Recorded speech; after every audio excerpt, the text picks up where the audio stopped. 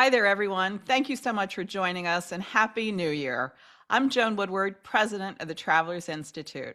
Welcome to Wednesdays with Woodward. Before we get started, let's briefly review our disclaimer for today's webinar. I want to give a huge thanks to our co-hosting organizations, the Connecticut Business and Industry Association, the Masters in FinTech program at UConn, the Metro Hartford Alliance, the Risk and Uncertainty Management Center at the University of South Carolina. So we really appreciate all of your engagement throughout the year to our partners and welcome everyone from those networks. All right, so for the next hour, we're going to take a deep dive into the US economy, the global economy, and the impacts that interest rate cuts, consumer spending trends, trade and GDP growth will have on our businesses and our lives. I'm thrilled to welcome our special guest today, my friend Curtis Dubay, who's going to offer his insights and expertise for the conversation.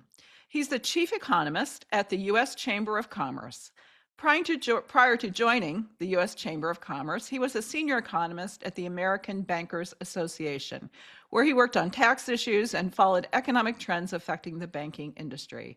His insights are published frequently on a wide range of tax and economic issues. He's a regularly quoted economist in the media and has testified before Congress numerous times.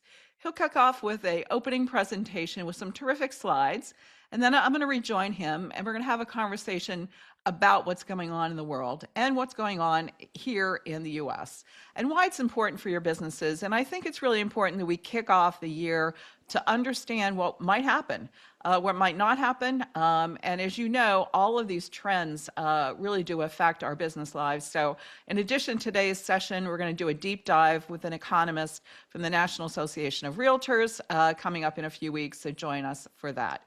So Curtis, thank you so much for doing this. We're really appreciative of your time, and the floor is yours. I'm a Connecticut native, if you remember from last year, yes. And a Travelers alum.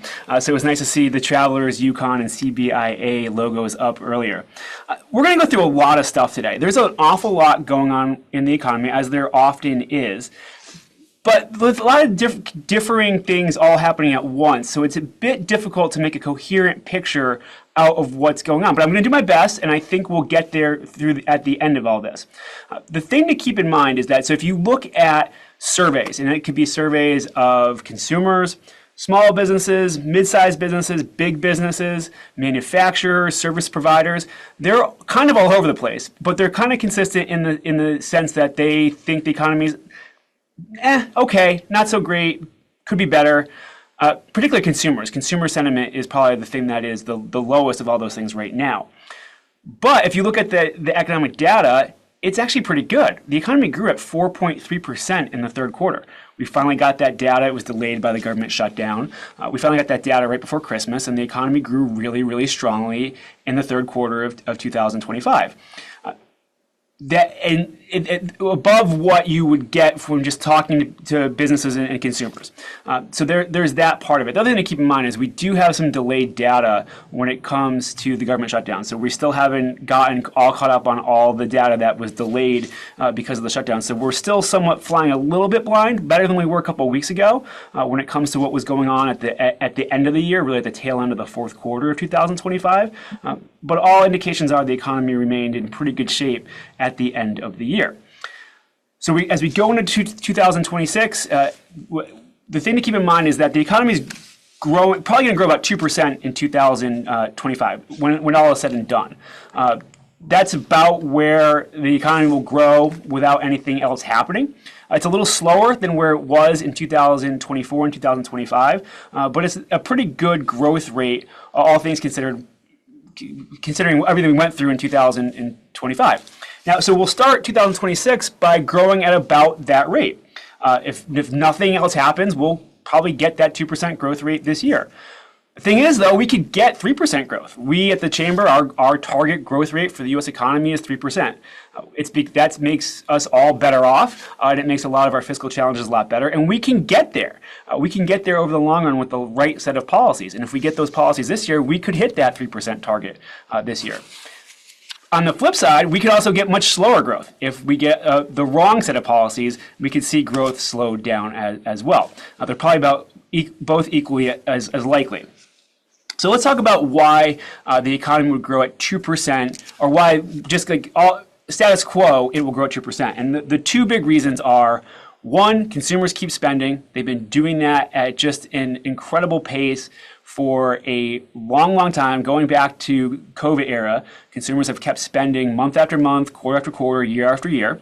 And then the other thing is that businesses are investing heavily, but particularly in AI through data centers. The data is very clear, very high levels of investment, or strong growth rate, but it's very, very concentrated in AI.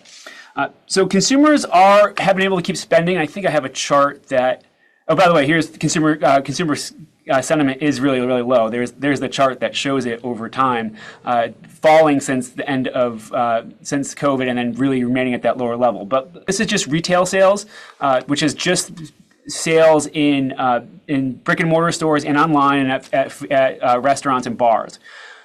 So it doesn't include the broad part of the service sector, but you can see it's been strong month after month and continues to remain strong and growing pretty steadily. So consumers have been able to spend and keep spending at a really impressive clip. The answer for this is, so we used to talk a couple of years ago about pent-up savings from COVID, using credit card balances. Those things are long over with.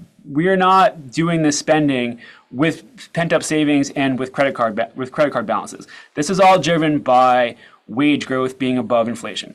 So wages have been growing about 4%. Inflation's been running about 3% on an annual basis. So even with the affordability crunch, which I don't want to downplay at all, there's no doubt, and we'll talk about inflation and affordability more in a little bit, there's no doubt that consumers are rightfully feeling a pinch on affordability. But overall, their wages have been growing more strongly or faster than inflation. That has allowed them to keep spending above the rate of inflation and allows for this growth that we've experienced for year after year now, that's really helped driving the growth rate for the overall economy higher and higher. And even in the third quarter of 2025, it was consumer spending that was really the biggest driver of growth for the quarter.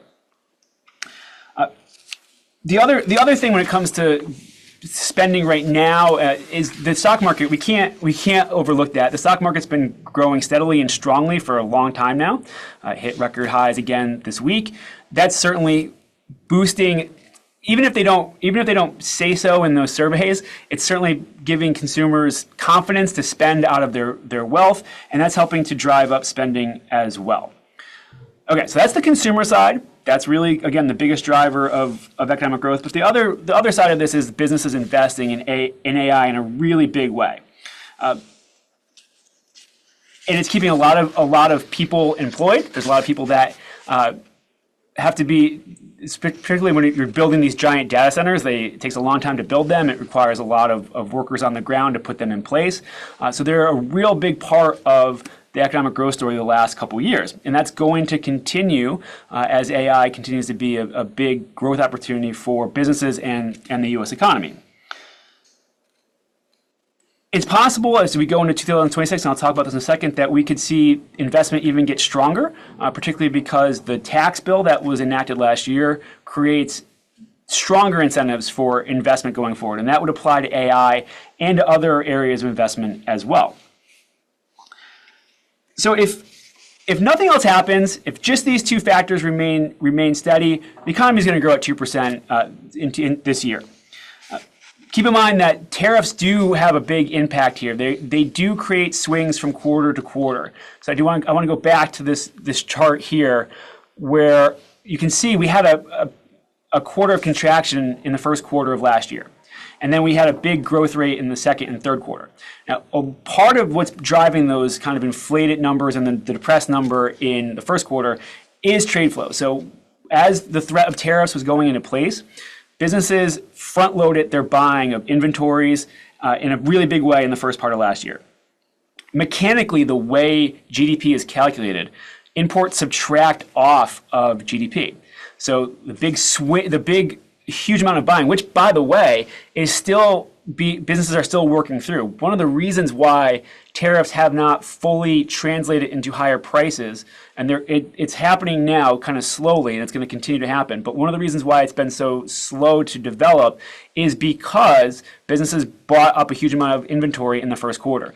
That mechanically drove down the rate of economic growth in the first quarter. Now they stopped doing that buying in the second quarter, so you get this big. When they're not there, when you don't have that surge of imports, the number again mechanically goes higher. So you get the swing to the positive in the second quarter. So you had to average those two numbers to get the growth rate for the first half of last year. But then in the third quarter, it kind of moderated, but there's still depression on imports. It kind of pushed up the number a little bit. I don't want to overstate that. The third quarter was really pretty strong when it came to, again, consumer spending and business investment. Those trade flows that are heavily influenced by tariffs will continue to push the data one way or another. So it's important to keep that in mind when you first see those numbers. That eventually those things will kind of moderate and not be a big part of it. But for right now, they do influence the kind of the quarter to quarter swings. Okay, so I said we could get to 3% growth this year, and we certainly could have. It certainly could happen, but the right set of things have to happen. The first thing would be that AI has to continue to boom. The way that it would really drive growth higher, certainly with higher investment, but it takes a long time to plan investment. You got to find sites, you got to start construction, you got to do all that. That's a multi-year process. The way AI could really start driving economic growth higher this year, and we're starting to see it, is through productivity growth. By making us all much more productive, that would certainly drive the growth rate higher. I think we're starting to see that. There's certainly something with a very strong growth rate in the third quarter. Remember, we'll talk about this in a second. The labor market has been cool. So we are not adding as many jobs as we used to, and yet the economy is growing at a really strong clip. All productivity is GDP production divided by the number of hours worked in the economy. If we have really strong economic growth and we have somewhat moderated labor force growth, it necessitates a really big jump in productivity numbers. We'll get those numbers, I think, tomorrow. It might be. I didn't check to see if it was going to be delayed, but we should finally get updated numbers tomorrow, and we'll see. But we kind of already know that it's going to be higher because it has to be based on how the numbers calculated. Whether that's AI driven or something else, I guess we'll kind of have to dig into that. That will be the job of other economists to tease out of the data. But it seems like AI is starting to filter through and make us all much more productive. If that continues this year, it will drive the growth rate closer to that 3% level. We did have a big tax bill last year. A lot of things get lost in the shuffle here in DC, but we did have a very big pro-growth tax bill last year. The benefits from that could prove to be stronger than we anticipate. That would really likely come from two things. One would be the extra investment incentives I talked about earlier. That would mean that businesses expand investment more than they otherwise would have. What businesses can do now is they can write off the full cost of their investments. They could for a long time, but it was never permanent. There was always the chance that policy would be repealed or it would expire. Now they know it's permanent. They can write off the full cost of investments in the year they make them. If that kind of becomes clear to businesses and they do more investment in 2026 than they otherwise would have, that will drive the growth rate higher. The other thing too is there's going to be liquidity pushed out into the economy. The tax bill, if you remember, the one big beautiful bill, it lowered taxes for families, for individual taxpayers. So there's two reasons why we could see some more money in people's pockets starting right now. One is that we didn't adjust withholding tables after the bill passed for 2025. That means that they'll be adjusted now. So take-home pay should start going up with the first paycheck of the year. And then second, refund should be larger come April or whenever you file your taxes. That will push more money out into the economy as well. So that could boost consumer spending and give an extra jolt, pushing the economy stronger to that 3% level. There are some other things that if we could get Washington moving, that would really make it even easier to get to that 3% growth rate. One would be permitting reform to make it easier for businesses to invest. That would be a big deal. Continued deregulation that would make it easier for all businesses to invest and plan ahead. We're going to need more workers. We'll talk about this, but we are very, very slow labor force growth rate, and that is largely driven by the immigration restrictions. If we could ease that, we would go a long way to getting. It's going to be hard to get a 3% growth rate with a shortage of workers. So we need more workers. And then lastly, the tariffs coming down. If we got lower tariffs, just kind of an average lower tariff rate, we would see a much stronger growing economy. The key thing with all these policies is that they emphasize the supply side of the economy, not the demand side. We saw in the last couple of years that when you push on the demand side, basically giving people money to spend, that's going to drive up inflation. If we can get these policies, it will push on the supply side of the economy and it won't be inflationary. So that's really important to remember. That's the positive case. There's a good chance that could happen. Unfortunately, there's an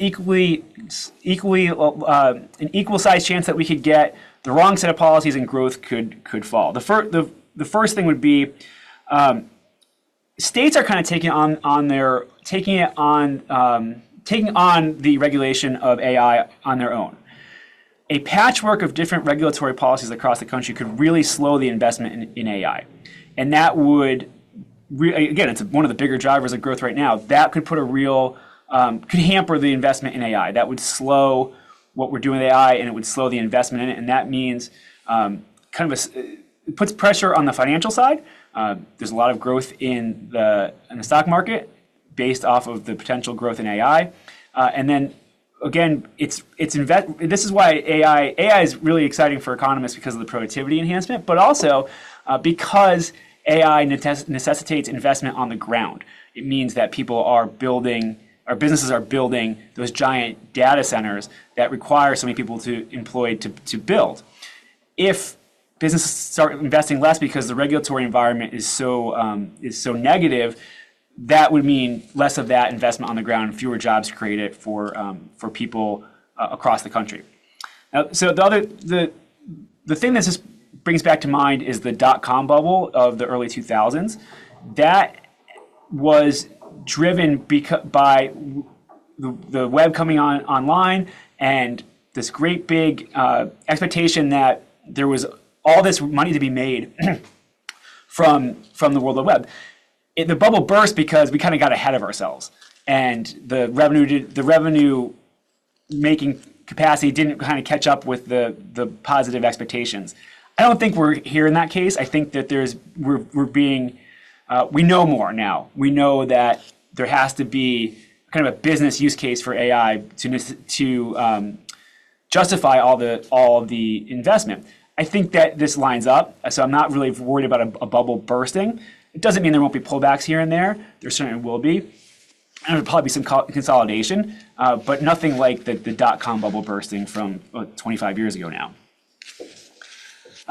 Another thing that we always have to be on guard for is an increase in tariffs. So we certainly want a decrease in tariffs. And by the way, I think a lot of businesses are hoping the Supreme Court bails us out from specifically the IEEPA tariffs, the Economic Emergency Powers Act that the president has used to justify some of the tariffs, not all of them, just a selection of them. Here's the thing, I don't think we can bank on that. We have no idea what's going to happen at the Supreme Court, but more importantly, the president has first of all, a deep belief in the necessity of tariffs, but more importantly, a lot of laws that are on the books that he can point to and say that he has the power to apply them based on that law. So what could happen if the Supreme Court does invalidate the tariffs? He could say, I didn't mean that law. I meant this other law, and I'm not taking them off. I'm applying them under this law, and I meant that all along, by the way. So I'm not going to do any refunds. So I don't think we can bank on the courts bailing us out on the tariffs. But that said, hope springs eternal. We could hope that the president decides a different tact when it comes to tariffs and trade. That would go a long way to boosting the economy. But because he believes in them so much, we have to always be on guard that he goes the other way. And it wasn't that long ago that he applied to, I think it was furniture. There was something at the end of the year, a new group of tariffs. He believes in tariffs. We have to accept that. It's very clear at this point, and that remains the risk that they go higher, and that would put a damper on growth next year. The last thing that could slow growth in 2026 would be the consumers finally losing confidence. So their spending habits catching up with their declining confidence. So as I talked about, confidence is down, but this isn't lining up with how consumers are behaving. Confidence is low, but they're out there spending as if it's high. And there's any number of reasons why that could happen, but if these things finally kind of equilibrate and consumers pull back on spending, then you could see us getting close to that 1% growth rate rather than the 2% or more hopefully the 3% rate. I think I skipped over this, but you can see the kind of the base case why we say it's 2%. We're about there. That's kind of where the economy will grow without anything else happening. But you can see that the red part, the drag, comes from trade, which is the tariffs and trade, and then immigration, which we're going to talk about in a bigger way in a second, because it plays a big part of our worker shortage. Labor market is slowed somewhat. We just got numbers out today.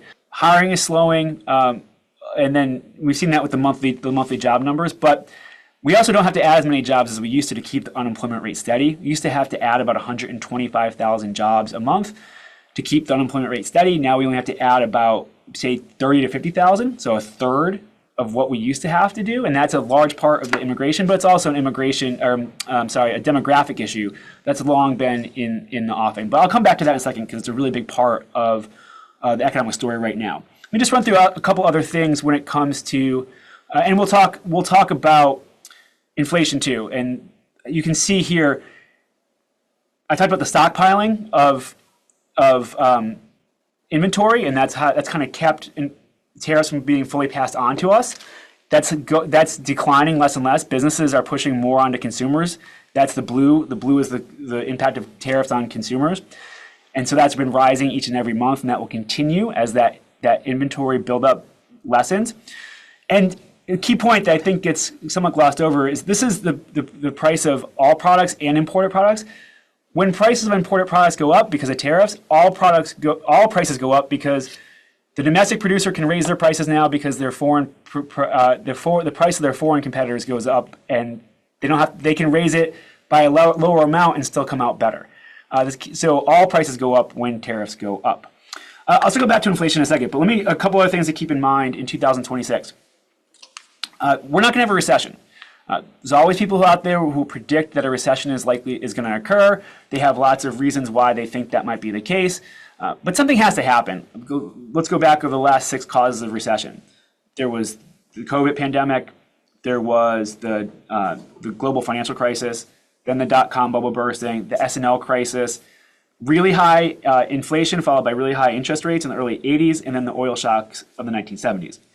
Something like that, something of that magnitude has to occur to push the U.S. economy into a recession. So the economy will continue to grow without something like that occurring. That doesn't mean we couldn't have slower growth. We can have slower growth. And we probably will have that this year. Even if we get between 2 and 3%, we were growing close to 3% in 2023 and 2024.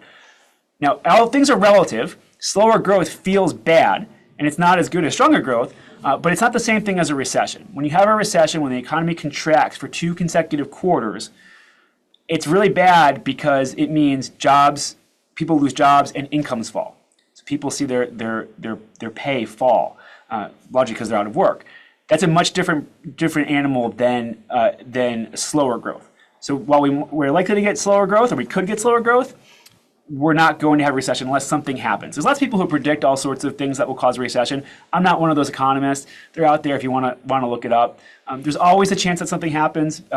Those people who predict lots of recessions if they get it right once in their career, they look really good for a while, and they can make a lot of money off of it. But there's always those risks that are out there, and you always have to keep them in the back of your mind. But unless something like that happens, we're not going to have a recession.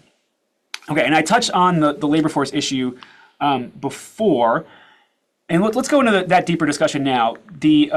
Policy risk. I want to talk about policy risk. This is a big part about how do we get to the 3% growth rate.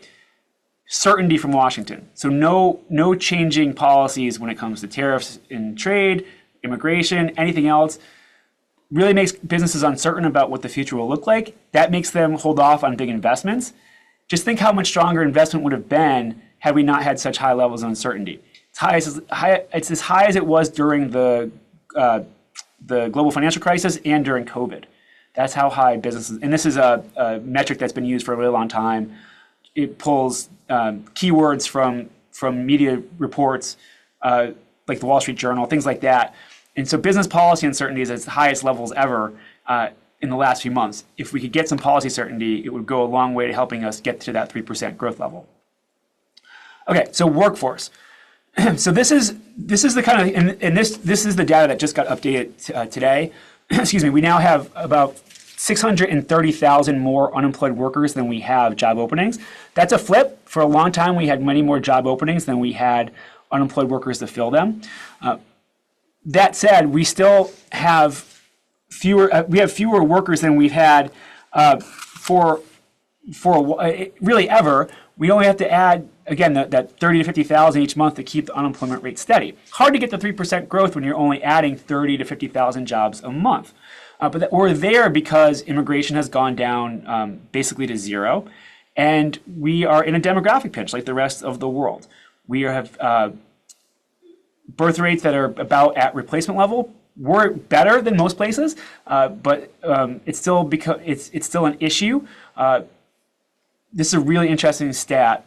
The United States of America we've never in our history had a year where our population declined. So never in periods of world wars, civil war, world wars, pandemics, the Spanish flu, COVID, our population has always increased. In 2025, our population might have decreased for the first time ever. And that comes from two things. One, it's immigration. We might see 350,000 more people leave last year than came in. So that alone would push the population down by 350,000. Last year, births outpaced deaths, or in 2024, births outpaced deaths by 315,000. So we added 315,000 naturally. If those numbers, if that's the same in 2025, you add those things together, the population declines by about 35,000. Never happened before. That's from data from economists at AEI. So we have a declining birth rate. What you want from your demographics is every generation to get bigger than the one before it, like an inverse pyramid. We don't have that. We have the baby boomers, then Generation X. That's the generation I'm from. We're smaller than the baby boomers. That kind of starts the problem. The millennials are bigger. They're the biggest generation ever, but not by that much compared to the baby boomers. And then it's the succeeding generations, the alpha, whatever the ones after alpha, beta, whatever the two generations after the millennial generations are. They're smaller than the millennials, and that really is the problem. And so we're just not growing the population at a strong enough rate to keep up with what we need to grow the labor force. So that's where the problems come in. There's not a real easy solution to this other than letting up on the immigration restrictions. It takes a long time to change the demographic problem.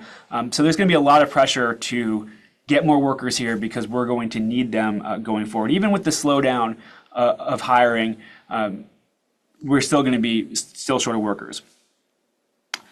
Okay, and then I think let me hit. We got like 2 or 3 more minutes. Let me hit. I haven't talked about the Fed and inflation, and I think it's an important thing to get to. And oh, by the way, here's the chart on wages have been growing faster than inflation for several years now. This remains the case. Wage growth is starting to moderate a little bit, but inflation's coming down as well. So the gap remains pretty good.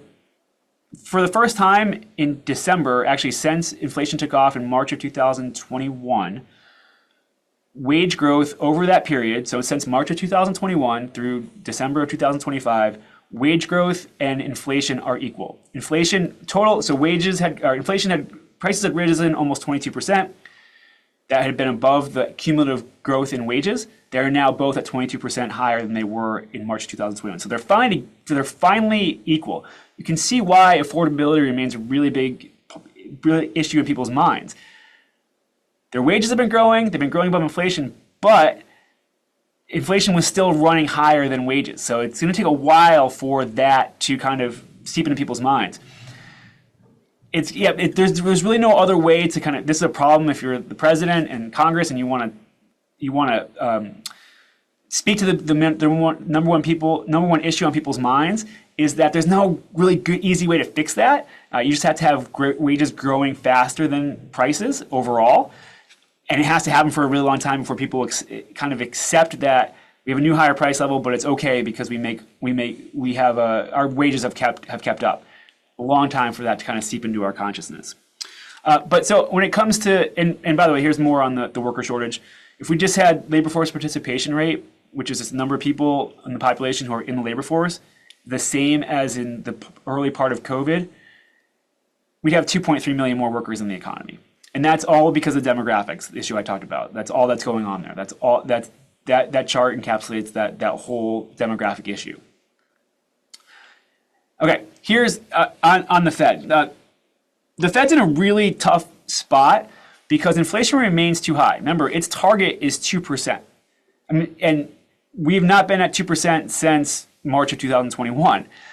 We were getting close to there. Tariffs came in, pushed the price level back up. We're starting to moderate back down closer to the 2% level. Now, the Fed's job is really complicated right now because put aside all the outside pressure that's being put on it, its monetary policies, the policies that it controls and that it sets, it has nothing to do with tariffs. They can't control tariffs at all. But tariffs, and bear with me for a second, it's an interesting point. Tariffs are not inflationary, they just raise prices. And there's two different things. Inflation is all prices rising simultaneously. Tariffs raise the prices of imported goods. That's a big part of the things we buy, but it's not everything. So if you're the Fed, you have to figure out, okay, the price level's rising as it was through the middle part of the year. But what part of that price increase is tariff driven, and what part is our policies, our monetary policies, our interest rate policies not being right? And you have to tease out the tariff part to get to the monetary policy part. It's harder for them to do that in an environment where tariffs are going up and playing havoc with the data.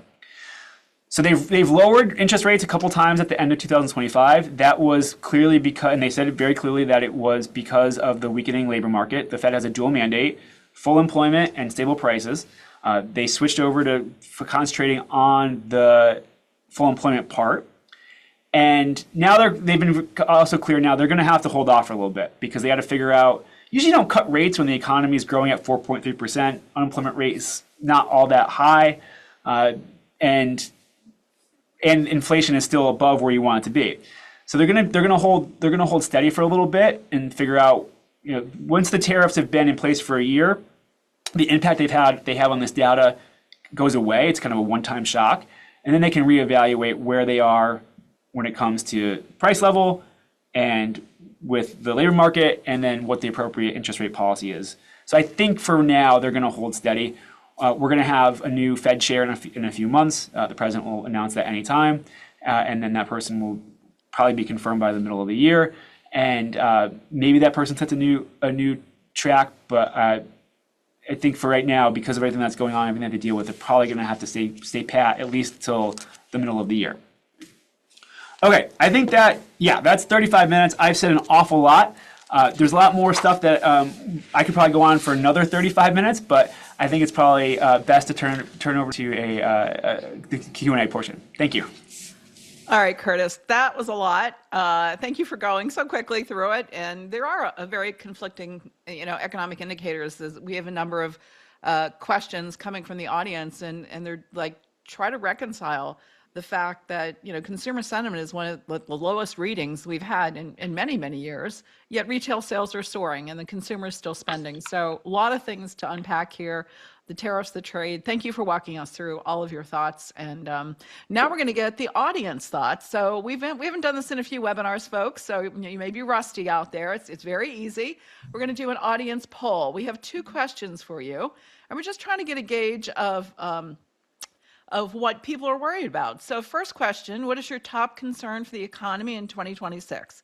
inflation, tariffs, interest rates. So just vote. To every one of my followers out there, you've done this before. So we want to get a kind of a macro look at what people are worried about, Curtis. Then we're going to go on to a second question. I'm just going to give our audience a minute here to vote. Okay, so it looks like people are worried about global instability. That's obviously very much in the headlines in the news right now. Interest rates, inflation, not so worried about tariffs. I think maybe you have put that to rest a little bit by saying, the policies are still unclear. There's a lot of uncertainty what the Supreme Court's going to do, et cetera. Tax and regulatory changes, not a lot of worry. Actually, labor market, this is surprising that people are not more worried about the labor market. So let's go on. So inflation, you see the results here. Curtis, we'll talk about the results in a second. Let's move on to the second question. And if we can pull that up. Okay, how optimistic are you about the economy? Very, somewhat, neutral, not optimistic at all. So this is just on the economy, folks, not on everything else that's going on, but on the economy. And we have a lot of small business owners on the line, and I know you're optimists by nature. So thank you all for voting. And it looks like I'm going to group the first two answers together as optimistic, and that looks to be like 44%. And the last two answers there, that looks to me about 56%. So we have somewhat of a pessimistic audience there. Anyway, I'm sure we can all know that there are times in your day and in your life you're more optimistic or more pessimistic, depending on what's going on in your business that day or the outlook. So we have a bit of a mixed bag from our audience on optimism and pessimism. So do you have any thoughts on some of these results? Is it basically in line with some of the surveys you've done at the Chamber? Yeah, I think so. And I think that it's mostly small businesses have been surprisingly resilient. Their optimism has actually been stronger than you would guess it would be. I think part of it is that a lot of small businesses are actually okay, at least originally, they're getting hit by the tariffs. There's no doubt about that. They don't have kind of the financial buffer that middle and big businesses have. But they feel like they were getting a raw deal with trade, and they were willing to take the hit if it would kind of rebalance the overall trade environment. I'm not sure where we are in evaluating the success of that. But they're also, it's probably, the other thing too is it hasn't been quite as bad as they thought it was going to be. So they're willing to take a big hit. We've had a hit, but maybe it wasn't as bad as they thought it was. So they've been able to kind of muddle through. The other thing that's interesting about the surveys of small businesses is that they are wanting to hire, they're wanting to invest, but they're also anticipating lower margins going forward. So they see profitability falling, but they still want to invest and they still want to grow their businesses. Again, another kind of hard circle to square. The only thing that really brings that all together is that tariffs and higher prices are compressing their margins, but they still see the demand for their products, and so they're willing to continue to invest to meet that demand, even at the compressed margin. That makes sense. And obviously, as we saw the third quarter, fourth quarter, the last couple of quarters growth has looked pretty good compared to the second quarter, which was slightly negative. So does it make sense for us to just look at GDP?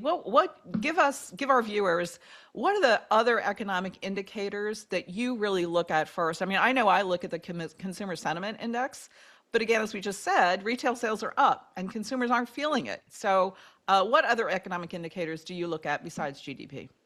Yeah, so a lot of times you'll hear arguments that we shouldn't look at GDP, we should look at lots of other things. There's better evaluators of well-being.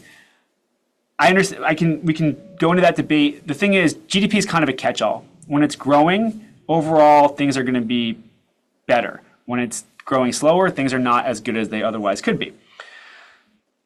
That said, it shouldn't be the only thing we look at. We should look at, I think, the key thing right now is affordability.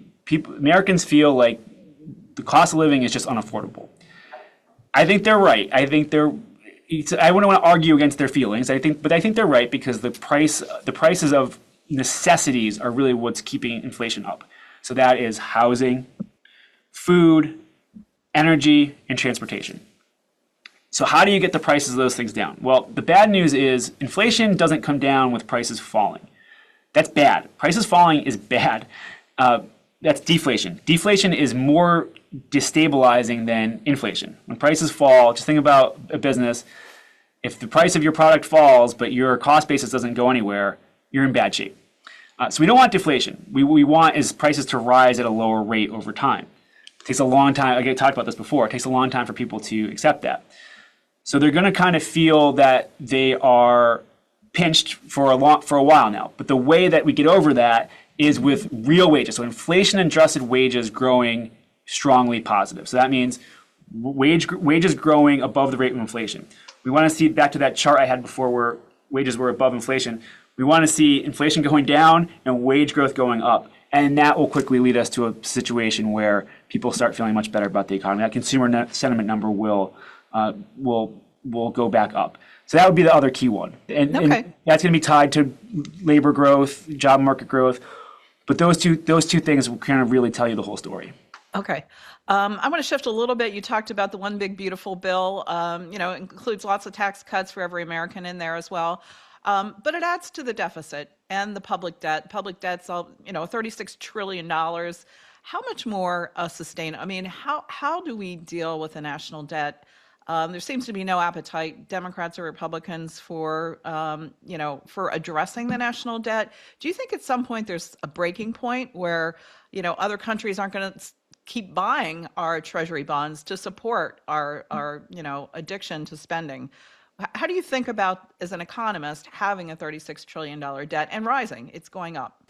What it takes a presidential election cycle where one of the candidates, the candidate who wins, makes it a key part of the campaign. Says, this is going to be, I'm running on this. This is my agenda. I'm going to bring down debt and deficits because it's going to lead to an economic crisis. The thing is, we've been telling people about this for a very long time, and it just hasn't sunk in. So I'm not real optimistic that we'll ever do anything about it. And to answer the first part of the question, I think it's kind of it doesn't really need to be said, but of course it's a problem. Of course it's a problem to have debt at the level we have. Now, we have some advantages. Usually the benchmark is 100% of GDP is where you don't want to get with debt. We're there.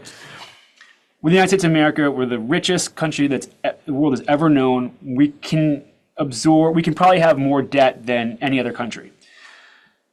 But there's a limit. And the thing is, we don't know when it is, or we don't know where it is, and we don't know when just the bond market in general says enough is enough. Right. So we're in really dangerous territory.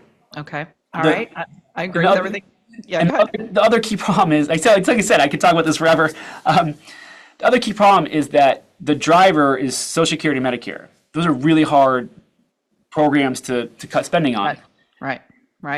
And the baby boomers, we want it. We want every penny that we think we deserve, and so it's not politically, no one's going to be cutting Medicare or Social Security. I agree with you. All right, let's move on. Let's talk about monetary policy. So we have a new Fed chair coming in 2026. And what do you think? I mean, obviously, slightly reduced interest rates for small and medium-sized business is a big deal. That saves them a lot of money with their financing. But for every 25 basis points cut, is there a ratio that the U.S. Chamber kind of looks at to have economic increase in activity for every basis point that it gets cut? Is there a way to think about that for us? Well, I think so. For lower interest rates, and there's one other thing I want to say on the small business angle, especially for this audience, that and this ties in the Fed and inflation.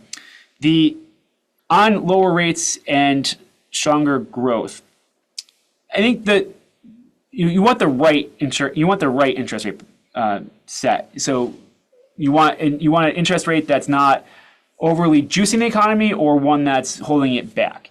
And for the industries that are better off when interest rates are lower, so like real estate and housing, construction, things that require lots of financing, yeah, that helps. But lower interest rates means that people save less. They're putting less into, and they push it kind of. They'll have to go into the market to look for return. So it changes. Like there's two sides of the coin. So you have to look at kind of who benefits from the lower rates, and then what happens when rates go lower, and where does the money go around the economy.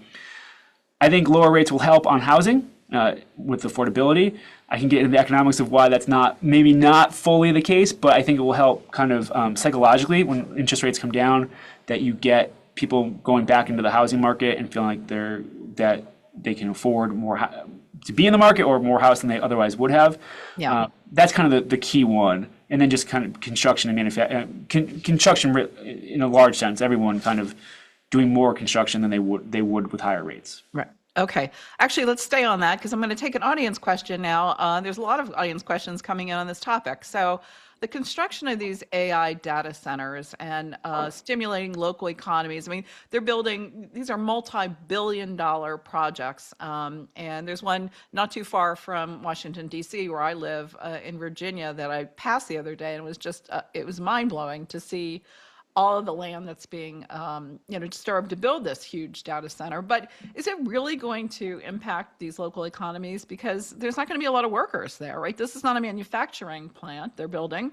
They're building data centers with lots of computers and very few workers. Is that the case? Or how do you think about these data centers and frankly, the demand for energy that they're going to create?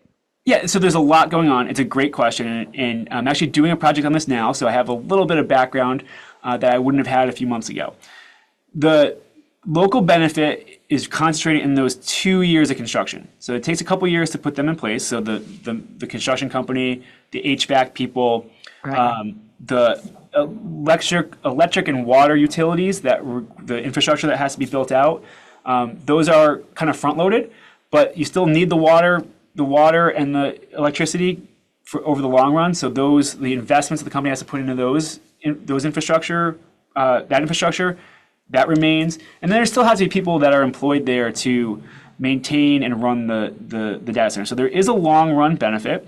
There's a lot of maintenance that goes into keeping them places modern and running functionally. So there is a long term benefit, but I agree that the benefit is front loaded. The big issue, I do agree, will be the energy. How do we not end up driving up energy prices for local residents? And so we can see very clearly that this is a problem because you have locations around the country that are saying no to data centers, and people applaud that. I would think that you're better off with the data center than without the data center, but I understand the concern with energy prices going higher. Something's got to give here. This is one of the reasons why we are so adamant about permitting reform, because it would allow for more capacity to be built into the system, and that would bring prices down. But my optimistic side is that something will happen to allow, and we have businesses that are trying to build small cell nuclear reactors to power the data centers. Something like that will have to come along to alleviate that pressure. The demand is so high for the data centers, and the technology is there to figure it out. That hopefully over the next couple of years, there is a solution that's equitable for everyone. Okay, thank you for that. I want to go on to small businesses. We mentioned them a few times. I want to know, do you think they have access to capital that they need right now? I think you were telling me a story the other day about one of your members who was very strategic in raising capital. You want to share that story with the group? Well, I think the best thing we can do is go off of the survey data that we have, which comes mostly from the National Federation of Independent Businesses, and we have our own survey. They haven't really mentioned that there's a lack of access to capital. They can still get loans if they need it. The key issue is that because interest rates are higher than they were, they are it's less affordable than it was a couple years ago. So a small business that relies on financing would be significantly helped by lower interest rates. Right now, I think the key, if you look at the two major surveys for small businesses, the key issues remain. They have a really hard time getting. Inflation remains an issue, so higher prices on their inputs, which is compressing their margins. They can't pass on the prices as much as bigger businesses, and then they're really struggling to get workers. Those remain their two biggest issues right now. Okay, all right. Let's move on to 2026 and what's going on in Washington or not going on with tax laws or legislative changes. Is there any regulatory changes out there in the horizon that people should worry about? The big tax bill was done last year. Do you expect any new tax changes this year going into the midterm elections? So I expect that Republicans will want to pass another big piece of legislation before the election. So that would benefit senators and that are up for re-election, and then all members of the House who are up for re-election. As of yesterday, there was a House member in California passed away. One resigned, Marjorie Taylor Greene, and then one is hospitalized. They've lost three in just this week. There's no majority, no functional majority for Republicans in the House. Very hard, to pass anything at this time. So I can't see a major bill getting over the finish line. Okay. It's just very, very difficult. So you have to look to kind of the administration and their deregulatory efforts. I think you could see some stuff there. I don't know how major there's not going to be like one major thing. That's just not how regulations work. But the continued push in all the different agencies to deregulate will help over time. The other thing too is that when you're looking to deregulate, you're not regulating. So we're not adding new burdens to businesses. Businesses are largely, small businesses, all businesses they can handle the current set of things. It's when you're adding new burdens going forward. Once they kind of get used to what the current situation is, they can be okay going forward. If we just kind of hold the status quo, that's in effect deregulatory action. Okay, thank you for that. Another question from our audience coming in, K-shaped recovery, right?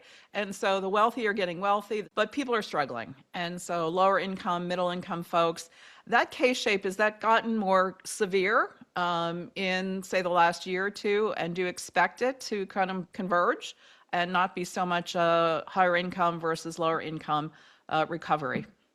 Yeah, it's a really good question. It comes up all the time. So I think two things are true at the same time. I think that higher income consumers are spending in a rather big way. If you've been in events, so sporting events are sold out, concerts are sold out. Yeah, they are. Travel airports are packed. High-end hotels, I'm sure a lot of us go to conferences. You go to conferences at these nice places, they're packed. Everything's packed. So the higher end of the income scale is certainly spending and driving those numbers higher. It's driven by they're making a lot of money, stock market returns, all the things that where high incomes come from. Yes, middle and low income are pinched, but the growth numbers are so big on spending. It can't just be the higher end. Remember, by definition, the top. If you're going to the top 10%, it's only 10% of the consumer market. Their growth is so large, it can't just be driven by them. It has to be broad based. So like I said, I understand totally the issues with affordability. But even low incomes, they're spending more. They're just not, their growth level is smaller than at the top, but they're still, because of the wage growth outpacing inflation, they are able to spend more. It's just not, it's smaller than at the top. The way that, this is why you have to kind of, while we could get stronger growth, we get 3% growth, we could get that 1% growth because say the stock market cools, we get a correction. Jamie Dimon, others have said, we're in a bubble. It's just a matter of how big does the bubble inflate, how much does it deflate, and when does it happen? No one can predict that. It can go on growing for a long time. Right. But even a 20% correction in the stock market, we're still heck of a lot higher than we were before. But that would cause high-income people to pull back. And then if you get kind of slower wage growth because there is some slowing in the labor market, you get the growth the slower at the bottom.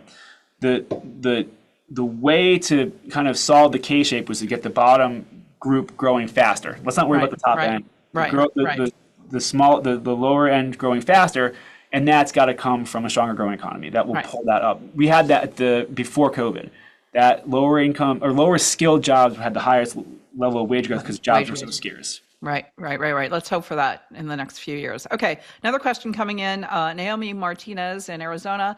Based on your outlook of seeing the 2026 economy, what risks do you believe businesses are underestimating today? And how should risk advisors and insurance producers help clients prepare for those risks now and those exposures? Good question. Wow, that is a great question. It is a good question. It's a true insurance question. Yeah, it's one I have not. Well, okay. So we've done some work on this, and I just think it's the lost capacity from major events. We do clearly see an uptick in bigger, more costly disasters. So it's the 1 year anniversary of the Palisades fire, right? Wasn't that this week, last year? Yes, yes. And the Sadly. devastation. So I think it's not necessarily businesses. I think it's just all of us. It's businesses underestimating the risk. It's individuals, families underestimating the risk that it could happen. No one in Western North Carolina thought that they would see devastation from a hurricane. And it was beyond devastation. And then policymakers and this is federal, state, and local. We just don't have a lot. I don't think we are sufficiently prepared for major disasters because the severity of them has gone up so much. And that is very pertinent for all your businesses, but just kind of the key thing we don't hear a lot of talking about. And when these things occur, I mean, the costs are just kind of through the roof. And the number of those events has been really going up substantially. Yeah, incredibly devastating, disruptive for not just people who are affected, but the whole state, the whole county, supply chain, et cetera. So, Curtis, this was fantastic. Thank you so very, very much. I'm sorry we have to end it, folks. I know we could go on longer, but I want to be respectful of everyone's time. So, Curtis, thank you again. Please come back. And I want to talk to my audience just for a moment about taking our survey. It's really, really important. Fill out our survey. Let us know what you thought. It informs who we bring on these shows. I read every single word, so we love that. I also hope you join us for our upcoming programs. So on January 21, we're going to be joined by Lawrence Yoon. He's been with us before, Chief Economist for the National Association of Realtors. We're going to talk about the commercial and the personal real estate industry and how that's going for 2026. Then we have on February 28th a special guest, my friend Byron Laughlin, head of Global Board Advisory at NASDAQ. He's got a new book out, folks, and we're giving it out for free. So go sign up right now. Get your book. It's called CEO Ready. He's going to talk about leadership, succession planning. Maybe you're a family business out there and you're worried about your succession plan, career advancement, and of course, how to get on track to be the CEO. So I know everyone's going to get that book and join us for that. February 18th, we're going to be joined by my Travelers colleague, Rich Ives, for a conversation about today's liability environment. One of the very, very cores to our business is the liability environment, and things are rapidly changing there.